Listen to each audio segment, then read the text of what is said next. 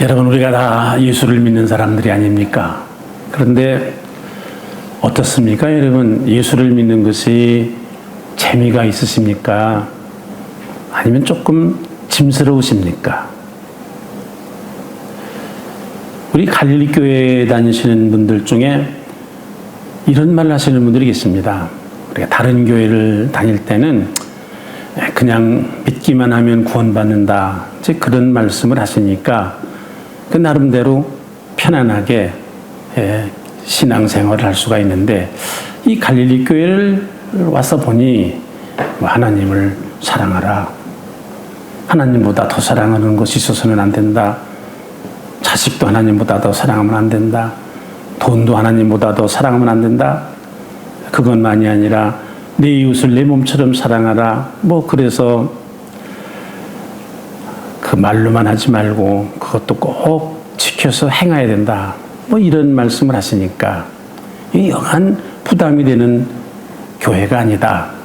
더군다나 이 헌금 생활도 보니까 사랑의 도시락 헌금도 해야지, 다른 교회에서 듣도 보도 못한 CO2 헌금도 해야지, 노숙자들을 위한 햇살 보금자리 헌금도 해야지, 교회 올 때는 헌금 봉투를 여러 개 챙겨서 교회를 와야 되니 참 이게 여간 스트레스가 되는 일이 아니다. 잔치를 하는 것도 마음대로 못하고 경비를 절약해야 된다. 그래서 베트남의 그 어려운 가난한 농촌의 사람들을 도와야 된다. 참 이런 일도 이게 참 부담이 되는 그런 일이다. 이렇게 말씀하시는 분들이 계십니다. 그러나 여러분, 본래 성경대로 말하면, 예수님께서 가르쳐 주신 말씀대로라면 예수를 믿는 것은 그렇게 재미만 있고 그렇게 쉬운 길이 아닙니다. 마태복음 16장 24절 이하의 말씀에 보면 예수님께서 이렇게 말씀하셨습니다. 누구든지 나를 따라오려면 자기를 부인하고 자기 십자가를 지고 나를 따르라. 이 말씀은 마가복음 8장에도 있고 누가복음 9장에도 있는 말씀입니다. 누구든지 나를 따라오려거든 자기를 부인하고 자기 십자가를 지고 나를 따라야 된다. 십자가를 지고 나를 따라야 된다. 임명진 목사는 안 해도 된다, 목사니까? 장로님은 안 해도 된다? 권사님은 안 해도 된다? 나는 장로도 아니고 권사도 아니고 그러니까 나는 안 해도 되겠지? 그게 아니라 누구든지 예수님을 따라가려는 사람은 십자가를 지고 자기를 따라야 된다. 십자가라는 게 뭡니까? 목에다 달고 다니는 게 십자가입니까? 벽에다 붙여놓는 게 십자가입니까? 십자가라는 고난과 죽음입니다. 아픔입니다. 배신입니다. 예수님이 가신 곳이 어디입니까? 나를 따라오라고 하시는데 예수님을 따라가면 어디로 가는 겁니까? 우리가 골고다로 가는 겁니다. 십자가의 죽음 앞에 우리가 서야 되는 것입니다. 그렇습니다, 여러분. 예수를 믿는다는 것은 쉬운 일이 아닙니다.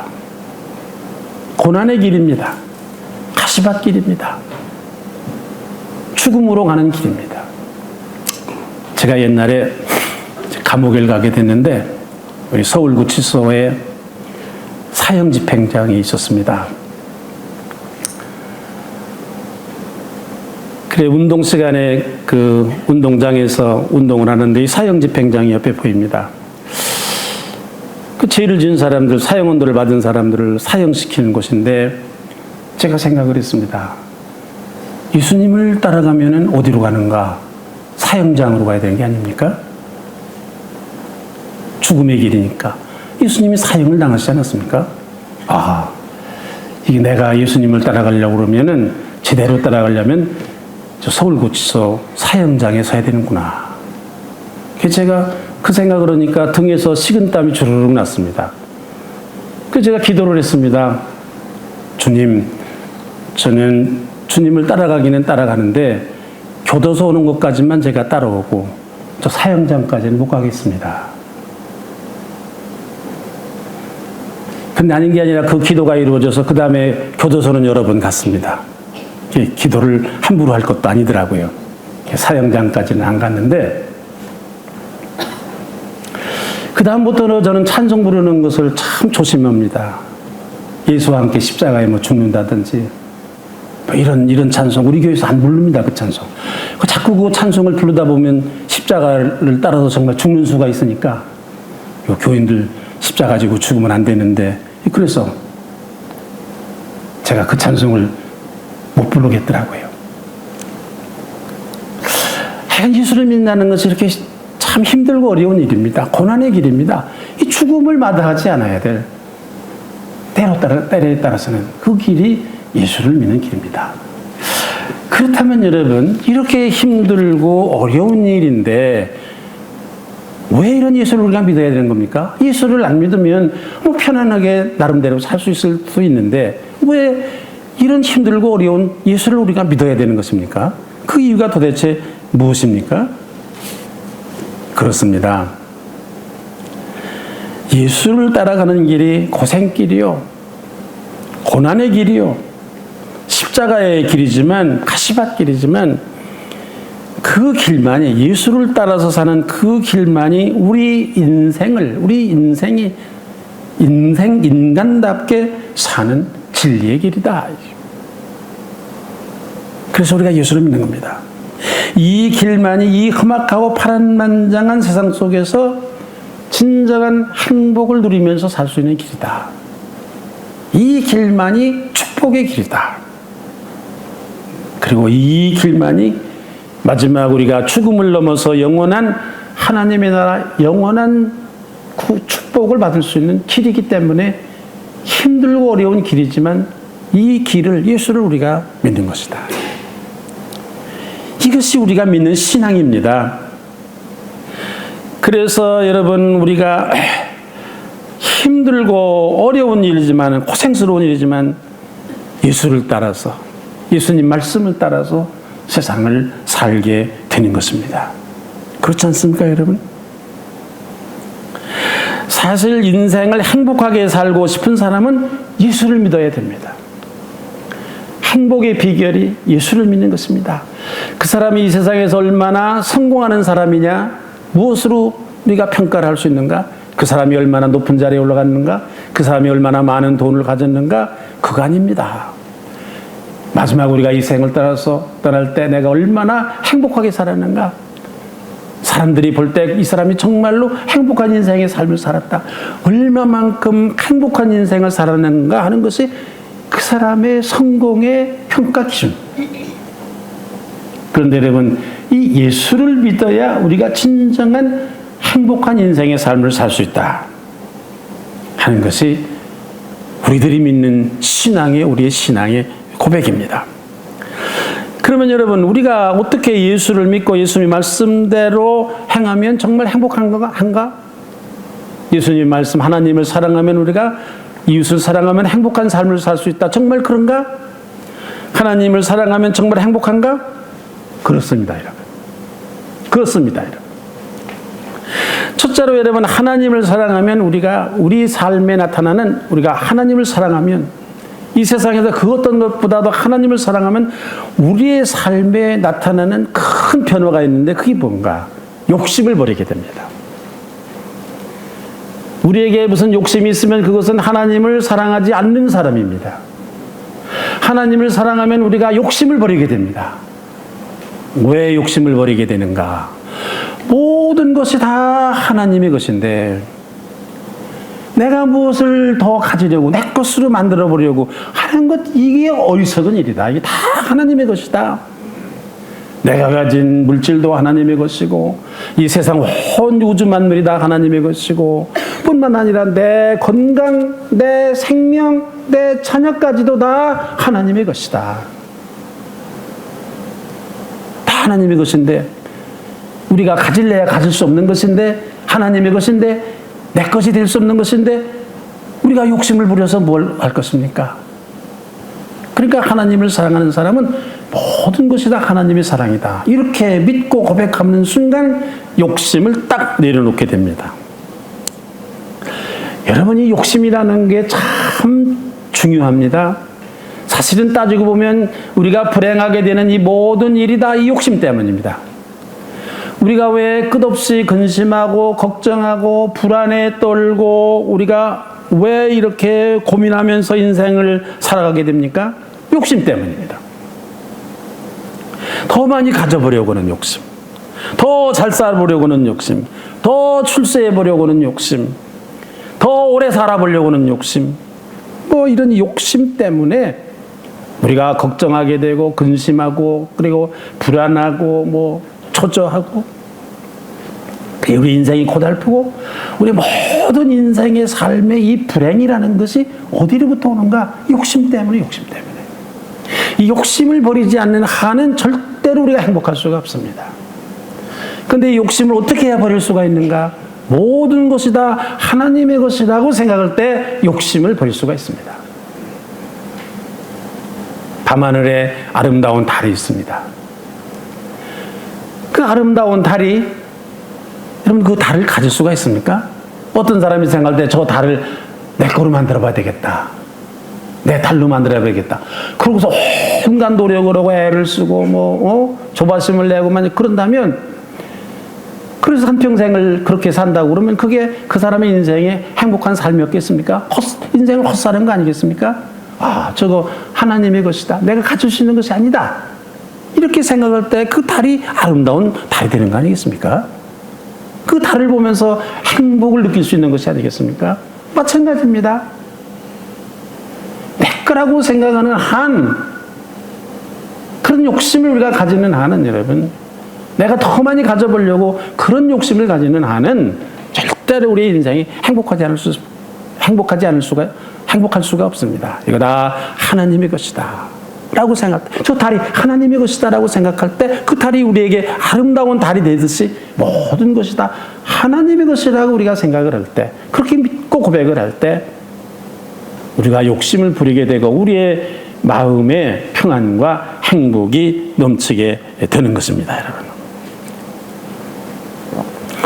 이 욕심이라는 것이 또 우리를 불행하게 하는 것이 있습니다. 이 욕심이 낳는 것이 뭐냐? 경쟁입니다. 경쟁. 그렇지 않습니까? 그냥 내가 주어지는 대로 살아야 되겠다, 이렇게 살면은 그거 뭐 경쟁할 이유도 없습니다. 그런 욕심이 없으면 경쟁할 이유도 없습니다. 우리 마음에 욕심이 있으니까 내 자식이 다른 자식보다 잘 돼야 된다, 내가 다른 사람보다 돈을 더 많이 가져야 된다, 뭐 내가 더 많이 출세해야 된다, 이렇게 생각하니까 경쟁심이 생기는 것이고, 이 경쟁 때문에 여러분 우리의 삶이 피곤하고 고달프고 근심과 자나깨나, 내가 어떻게 더 많이 가져보는가, 저 사람보다 더 많이 어떻게 내가 출세할까, 더 잘 살아볼까, 우리 인생이 피곤해지는 거예요. 불행하게 되는 거예요. 욕심이라는 것이 이렇게 무섭습니다. 그래서 야고보서에 이런 말씀이 있습니다. 1장 15절 말씀인데, 욕심이 잉태한 즉 죄를 낳고 죄가 장성한 즉 사망을 낳느니라. 욕심이 우리 인생을 패망에 이르게 한다 이거예요. 우리 인생을 망친다는 거예요. 욕심 때문에 우리 인생이 불행해지고 욕심 때문에 우리 인생이 망한다는 거예요. 야고보서 말씀에 이 욕심을 버려야 되는 겁니다. 그런데 이 욕심을 어떻게 해야 버릴 수가 있는가? 욕심을 내려놓는 한 가지 비결이 있습니다. 그것은 무엇인가? 하나님을 사랑하는 거예요. 하나님을 사랑하는, 모든 것이 다 하나님의 것이다 라고 생각할 때 우리는 욕심을 딱 버릴 수가 있습니다. 하나님을 사랑하는 사람은 모든 것이 다 하나님의 것이다, 자기 것으로 만들려는 그런 헛된 잘못된 망령된 생각을 버리게 되는 것입니다. 욕심을 버리게 되는 것입니다. 욕심을 버릴 때 우리의 삶에 근심과 걱정이 사라지고 평안과 행복이 넘치는 삶이 되는 것입니다. 여러분, 모든 것이 주인이며 주인이며 하나님의 장중에 있다라는 우리 그런 확실한 신앙을 가지면, 여러분, 우리들은 자연히 모든 것의 주인이신 하나님만을 의지하게 됩니다.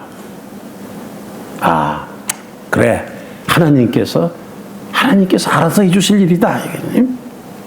나는 그저 하나님이 하시는 대로, 인도하시는 대로, 하나님이 허락하시는 대로 편안하게 그냥 살면 되는 거다.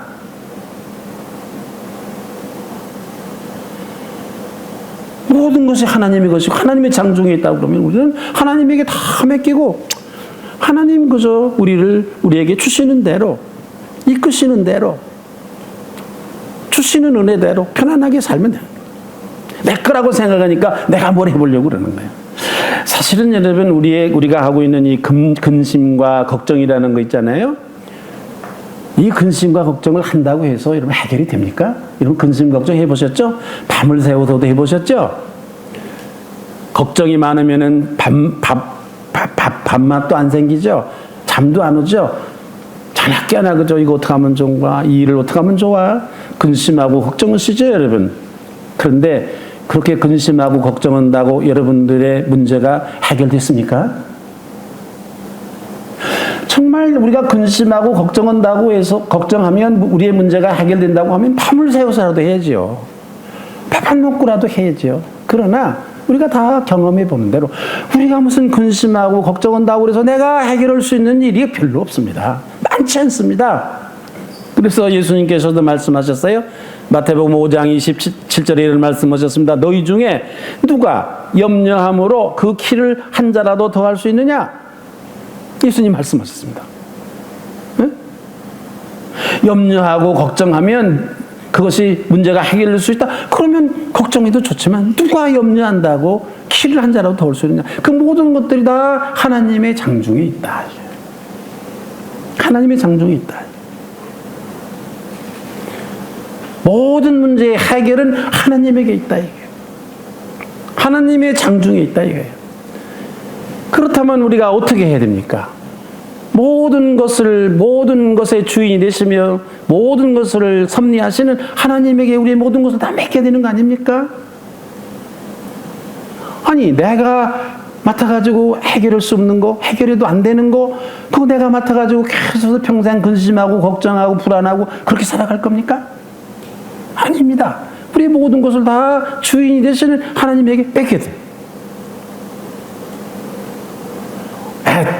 애당초 이런 문제를 해결할 수 있는 분은 하나님 한 분이시기 때문에 그렇습니다. 내가 해결할 수 있는 것이 아니기 때문에 그렇습니다.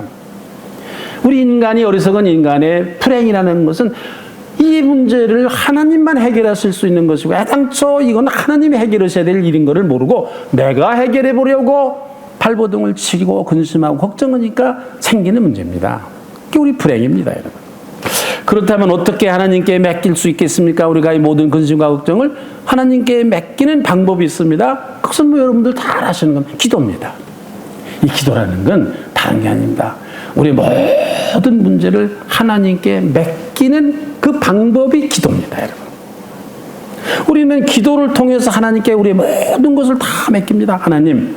하나님, 제가 지금 이런 어려움이 있습니다. 이런 문제가 있습니다. 하나님, 이거 어떻게 했으면 좋겠습니까? 하나님, 제가 이런 걱정이 있습니다. 이걸 어떻게 했으면 좋겠습니까? 하나님께 기도를 통해서 우리의 모든 근심과 걱정을 다 맡깁니다. 그 다음부터는 나에게 닥친 근심과 걱정이 여러 가지 어려운 문제이기 누구 몫이 되겠습니까? 그 다음부터는 하나님 몫이 되는 겁니다. 우리가 직장에서 무슨 일이 있으면은 상사를 찾아가서 부장님, 상무님, 이런 일이 있습니다. 사장님, 이런 일이 있습니다. 보고를 하면 그 보고하는 순간 그 문제는, 회사의 어려운 문제는 사장님의 몫이고 부장님의 몫입니다. 내 몫이 아닙니다. 보고를 하는 순간, 하나님께 보고하는 순간, 하나님께 아뢰는 순간 그 문제는 내 문제가 아니라 이제는 하나님의 문제가 되는 겁니다. 이 문제는 여러분, 다 여기까지는 잘 하시는 것 같은데 그럼에도 불구하고 왜 끝없이 걱정하고 근심하는가? 하나님께 다 맡기고 나서는 하나님께 맡깁니다. 도와주십시오. 그렇게 하고서는 아멘 하고 나서는 그 다음엔 정말로 하나님에게 맡기고 말해야 될 텐데 이 많은 사람들 흔히 보면 하나님께 맡겨놨다가 다시 자기가 찾아갑니다. 도로 지가 가지고 가요. 그래서 기도하고 난 다음에도 이거 어떡하지? 이 문제를 어떡하지? 다시 걱정하고 다시 염려하고 다시 고민하는 거예요. 예? 하나님께 맡겼으면 하나님께 맡겨야지. 이제 하나님께서 가장 좋은 방법으로 해결해 주실 것을 믿고 맡겨야 되는데 지가 찾아가다 다시 걱정을 하고 드렸다가 다시 뺏어가는 거예요. 그러니까 우리가 세상을 살아가면서 걱정과 근심이 끊어지지 않는 거예요.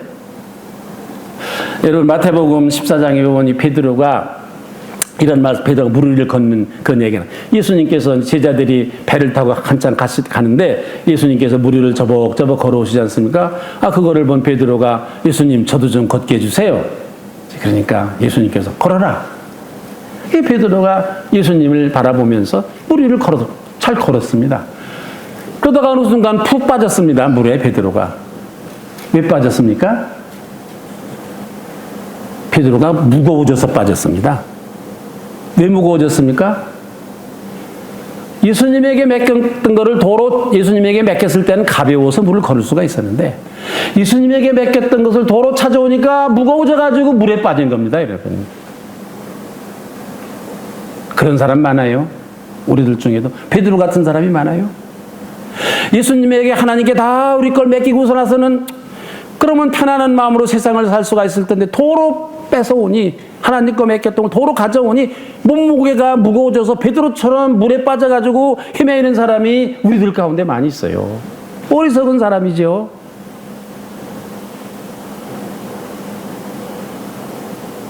여러분 하나님께 맡기면 하나님이 알아서 가장 좋은 방법으로 가장 좋은 때 가장 좋게 해결해 주십니다. 금방 기도하고 하나님께 맡겼는데 금방 해결해 주실 것이다. 아닙니다. 하나님께서 다 생각이 있으십니다. 어느 때 이 문제를 해결해 줘야 되는가?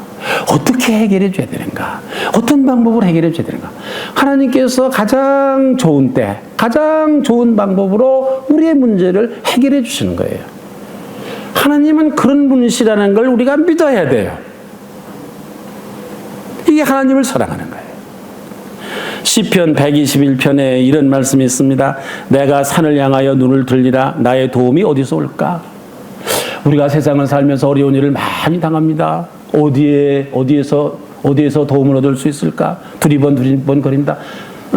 사람이 나를 도와줄 수 있을까? 어떤 사람이 나를 도와줄 수 있을까? 권력을 가진 사람이 나를 도와줄 수 있을까? 돈이 나를 도울 수 있을까? 무엇이 나를 도와줄 수 있을까? 두리번 찾습니다. 이 시편 기자는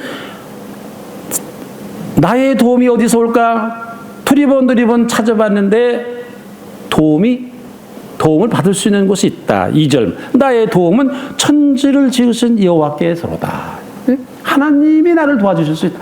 아무리 둘러봐도 다 헛거라는 거예요. 사람이 우리를 도와주는 거 한계가 있고 아무리 돈만 가지면 뭐든지 다 할 수 있는 세상이라 하더라도 그거 다 한계가 있고 권력이라는 것도 한계가 있고 나를 진정으로 도와주실 수 있는 분은 이 세상을 만드신 하나님이시라는 거예요.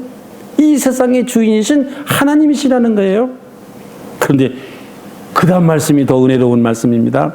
여호와께서 너를 실족하지 아니하게 하시며 너를 지키시는 이가 졸지 아니하시리라. 여호와께서 너를 실족하지 아니하게 하시며 너를 지키시는 이가 졸지 아니하시리로다. 이스라엘을 지키시는 이는 졸지도 아니하시고 주무시지도 아니하시리로다.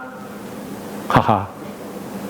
내가 새벽 일찍 나와서 새벽 기도하는데 하나님께서 밤잠 설치시다가 새벽에 또 깜빡 졸으시면 어떻게 하는? 아닙니다.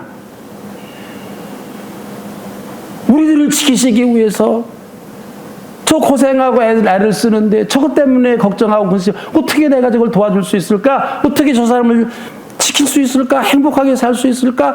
하나님께서는 졸지도 못하시고 주무시지도 못하시면서 걱정하고 우리를 위해서 이 하나님이시라는 거예요. 여러분 이 하나님을 놔두고 어디 가서 여러분들 도움을 청하고 이 하나님을 놔두고 왜 걱정하고 해결되지도 않을 일 자기가 해결도 못하면서 왜 걱정하고 근심하고 왜 고민을 하십니까? 그래서 여러분 이 무슨 말씀입니까? 결론적으로 우리 하나님을 사랑하는 사람들은 모든 것이 다 하나님의 것이다. 내 생명, 내 자녀, 내가 가진 모든 것 다 하나님의 것이다. 내 인생이 하나님의 장중에 있으시다. 그러나 나의 내가 당하는 모든 문제는 하나님만 해결하실 수가 있다. 하나님에게 나의 모든 것을 다 맡겨야 된다. 그러면 하나님께서는 졸지도 않으시고 주무시지도 아니하시면서 나를 돕기 위해서, 나를 지키시기 위해서 계시는 분이시다. 이 하나님을 믿는 것이 하나님을 사랑하는 일입니다. 이런 하나님을 사랑하는 그런 마음을 가지는 사람은 인생을 편안하게 살 수 있습니다. 행복하게 살 수가 있습니다, 여러분. 이런 하나님을 여러분들 사랑하십시오. 내 인생을 주관하시는 하나님을 믿으십시오. 그리고 그 하나님에게 다 모든 것을 맡기십시오. 하나님을 의지하십시오. 그 하나님이 내 인생의 모든 것을 잘 선하게 해결해 주실 것입니다. 하나님께서 여러분들의 삶을 축복하실 것입니다. 돌보실 것입니다. 이것이 하나님을 사랑하는 사람들이 받는 축복입니다, 여러분들. 이 축복이 여러분들에게 있으시기를 바랍니다. 둘째로는 이웃을 사랑하는 사람들이 받는 축복입니다. 오늘 여러분이 구약 성경 본문 말씀 시편 41편 말씀에 이런 말씀이 있습니다. 가난한 자를 보살피는 자에게 복이 있으며 재앙의 날에 여호와께서 그를 건지시리로다. 여호와께서 그를 지키사 살게 하시리니 그가 이 세상에서 복을 받을 것이라. 주여 그를 원수들의 뜻에 맡기지 마소서. 여호와께서 그를 병상에서 붙드시고 그가 누워 있을 때마다 그의 병을 고쳐 주시나이다. 가난한 자를 보살피는 자에게 복이 있는데 재앙의 날에 여호와께서 건져 주시고 병이 들면 병을 고쳐 주신다. 이게 누구에게? 가난한 자를 돌보는 사람들에게. 여러분, 이 말하는 사람이 누굽니까? 다윗이 있습니다. 다윗 왕이 누굽니까? 여러분들 잘 아시는 대로 이스라엘의 큰 나라의 왕이었습니다. 부족할 것이 없었습니다. 병들면은 최고의 의술을 가진 어의가 병을 고칩니다. 좋은 약으로 병을 고칩니다. 건강하기 위해서 좋은 음식을 먹습니다. 문제가 생기면 모든 신하들이 달라붙어서 문제를 해결합니다. 이 사람에게 뭐가 아쉬울 것이 있겠습니까? 그런데 이 다윗이라는 사람이 세상을 살다 보니까 그것만 가지고는 안 된다 이거예요. 병 고치는 의사만 가지고는 병을 다 고칠 수가 없다 이거예요. 군인이든지 무슨 경찰, 신하든지 이런 사람들이 나를 지켜줄 수 없다는 거예요. 맛있는 음식이 건강식이 내 건강을 지켜주지 못한다는 거예요. 아하. 보험을 들여야 되겠구나. 이런 어려운 일을 당할 때. 이거 가지고는 안 되구나. 내가 가지고 있는 것 가지고는 안 되구나. 보험을 들여야 되겠구나. 다윗이 생각했습니다. 다윗의 마지막 결론이 무엇입니까? 가난한 자를 보살피는 것이다. 이게. 가난한 자를 보살피는. 이게 보험이다 이거예요. 여러분 다 자동차 보험을 드셨죠? 우리가 조심해서 자동차 운전을 합니다. 그래도 언제 사고가 날지 모르니까 보험 들죠? 우리가 건강하기 위해서 애를 씁니다. 그러나 언제 병이 올지 모르니까 건강보험도 드시죠? 우리가 불조심하고 노력을 조심합니다만은 언제 불이 날지 모르니까 화재보험 드시죠? 그러나 그것만 가지고는 안 된다는 거예요. 그거로 해결할 수 없는 게 있다는 거예요. 의료보험 가지고 여러분들 해결할 수 있습니까? 우리 병난 거 다 해결할 수 있습니까? 아닙니다. 더 근본적인 보험을 들여야 된다는 거예요. 그게 뭐냐? 이 다윗이 그의 인생의 경험을 통해서 깨달은 것이 있는데 가난한 이들을 돌보는 거네. 가난한 이들. 응? 평소에 이 가난한 사람을 보살피면 우리가 어려운 일을 당하는 때가 있지 않습니까? 인생을 살면서. 무슨 어려운 일을 당할지 어려운 일을 당할 때 하나님께서 그 재앙에서 건져주신다 이게. 우리가 병들으면 고쳐주신다는 거예요. 그것도 오늘 본문 말씀 보니까 누워있을 때마다, 병상에 누워있을 때마다 우리를 건져주신다는, 고쳐주신다는 거예요. 의료보험은 한계가 있더만요. 몇 번. 이 보험은 누워있을 때마다 고쳐주신다는 거예요. 병을. 여러분 이상하지 않습니까? 이 말씀이? 아니 우리가 누구를 도와줬습니까? 가난한 사람 도와주지 않았어요? 배고픈 사람, 나그네 이런 사람 도와주지 않았어요? 근데 왜 하나님이 우리를 도우십니까? 오늘 성경은 그렇게 하신다는 거예요. 하나님은 우리가 가난한 사람을 도울 때 나를 도와주는구나. 배고픈 사람에게 밥을 줄 때 나에게 밥을 주는구나. 나를 먹여주는구나. 나그네들을 우리가 돌볼 때 나를 돌보는구나. 하나님께서 그렇게 생각하신다는 거예요. 그래서 우리가 어려운 일을 당할 때 이 사람들이 나를 어려울 때 도와줬으니 배고플 때 먹을 것도 주고 나그네 되었을 때 맞아주기도 했으니 내가 이 사람들 도와줘야 되겠구나. 하나님이 나서서 도와주신다는 거예요. 하나님이 은혜를 갚으신다는 거예요. 우리가 가난한 자를 도우면 하나님이 생각하시기를 자기를 하나님 자신을 도와주는 거로 하나님이 그렇게 생각하신다는 거예요. 그리고 그 은혜를 갚으신다는 거예요. 여러분, 이것이 성경이 가리키는 진리입니다. 우리 갈릴리 교회의 신앙입니다. 제가 여러분들에게 계속해서 우리 교회에서 가난한 사람을 돕시다. 배고픈 사람이 있으면 먹을 것을 줍시다. 나그네가 있으면 우리가 돌봅시다. 맞아드립시다. 고아와 과부를 우리가 긍휼히 여기고 사랑하고 돕시다. 제가 여러분들에게 그 말씀을 드릴 때 왜 그러느냐? 오늘 성경 말씀대로 우리가 그런 일을 할 때 하나님께서 나에게 밥을 주는구나. 나를 맞아들이는구나. 따뜻하게. 나를 돌보고 하나님께서 그렇게 생각하시고 그 은혜를 우리들이 하는 은혜를 하나님이 갚으신다 이게요. 가난한 자가 예수님이다. 이들을 돌보는 것이 예수님을 돌보는 것이다. 이게 우리 갈릴리 교회가 믿고 고백하는 신앙 고백이에요. 이게 성경의 가르침이에요. 무슨 제 얘기가 아닙니다. 성경에 있는 말씀입니다. 여러분, 배고픈 사람에게 우리가 밥을 줄 때 나에게 밥을 주는구나. 나그네를 영접할 때 나를 영접하는구나. 과부와 고아를 돌볼 때 나를 돌보는구나. 얼마나 하나님께서 고마워하시겠느냐 이거예요. 그래서 내가 어려움을 당할 때 하나님께서 나에 대한 그 고마운 마음으로 나를 도와주신다.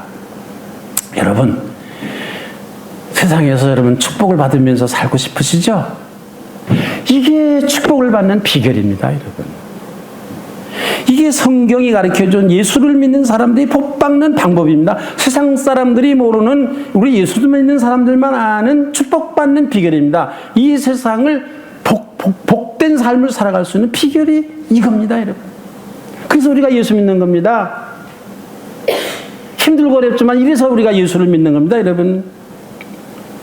그러므로 여러분이 가난한 사람을 돕는 것은 그 사람들을 위해서 돕는 게 아닙니다. 우리 자신을 위해서 하는 겁니다. 보험 드는 겁니다, 하나님 앞에. 우리 여러분 가만히 생각해 보십시오. 여러분들이 이웃사랑을 하라. 그래서 사랑의 도시락 헌금도 하고, 무슨 이주노동자 헌금도 하고, 베트남에 송아지 보내는 헌금도 하고, 다, 여러분 하시지 않습니까? 근데 그 돈 누구 거 가지고 오십니까? 누구 겁니까, 그 돈? 하나님 거 아닙니까? 여러분 겁니까? 여러분 거 가지고 갔습니까? 아닙니다. 하나님 겁니다. 제 것도 아닌데 왜 하나님이 주신 것 가지고 가면서 왜 그렇게 인색합니까? 어리석은 일 아닙니까? 내 돈이라면 아깝지. 내 거라면 아깝지요. 그러나 하나님의 돈인데, 하나님 건데 왜 그런 일을 하는데 망설이고 인색하냐 이거예요. 이건 참 우리가 어리석은 일이다.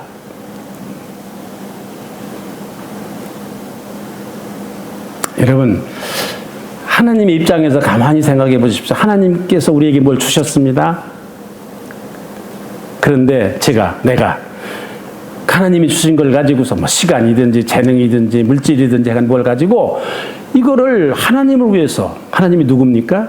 이웃사랑을 위해서, 하나님의 뜻을 위해서 사용을 하는 사람하고, 이거 하나님이 주신 걸 가지고 내 거다 생각하고 나를 위해서 쓰는 사람하고, 하나님께서 누구에게 더 축복을 하고 싶어 하시겠습니까? 여러분이 하나님이라면 누구에게 주겠습니까?